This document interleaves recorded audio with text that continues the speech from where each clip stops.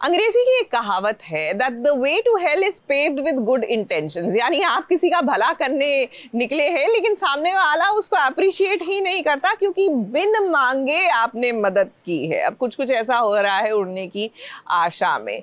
साइली को नया फूलों का कॉन्ट्रैक्ट मिला है तो उसने सोचा क्यों ना रोशनी को भी इसका बेनिफिट मिले, लेकिन रोशनी को साइली की इस हेल्प की कदर ही नहीं है भाई।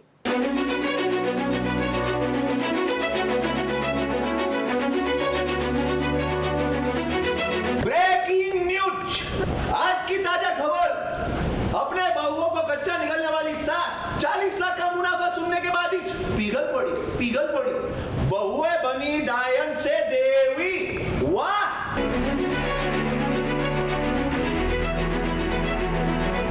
सुन लो सब लोग, आज के बाद तेजस और रोशनी के साथ कोई भी बुरा बर्ताव नहीं करेगा, समझ लो।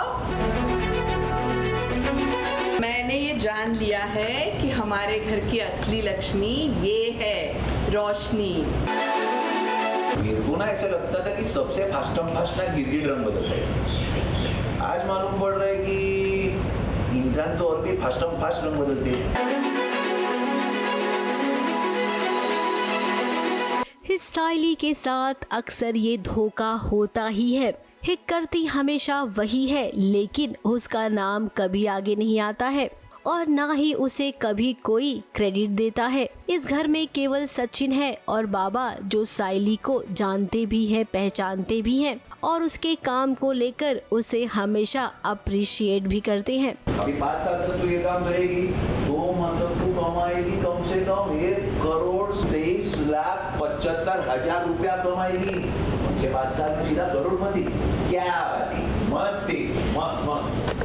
अब बात यहाँ पर रोशनी की हो रही है। इस साइली को एक बहुत अच्छा काम मिला है। बिल्डिंग के 200 घरों में उसे फूल पहुँचाना है। अब साइली को लगा कि नई बिल्डिंग है, अगर मुझे काम मिला है तो रोशनी और तेजस को भी काम दिला सकते हैं। उन्होंने भी तो अभी अपनी नई दुकान खोली है, टीवी, फ्रिज, एसी वगैरह वगैरह की। फिर क्या साइली ने बिल्डर को रेणुका और तेजस का नाम रिकमेंड किया, उन्हें काम मिल भी गया।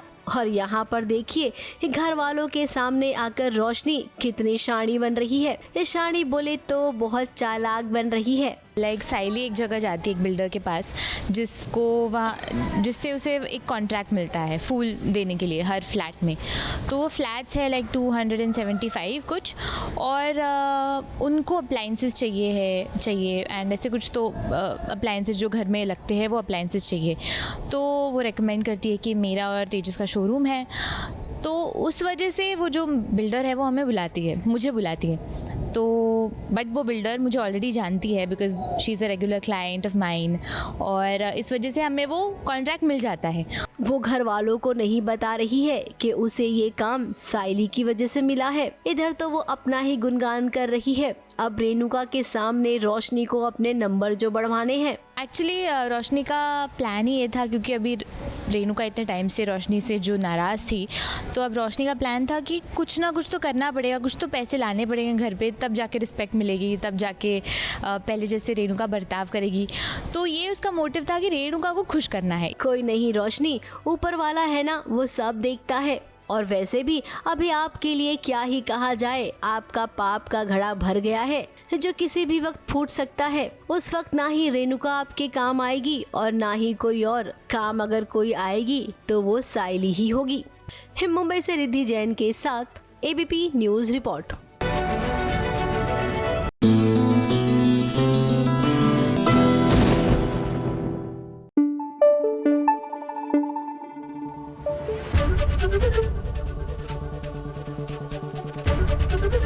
एबीपी न्यूज आपको रखे आगे।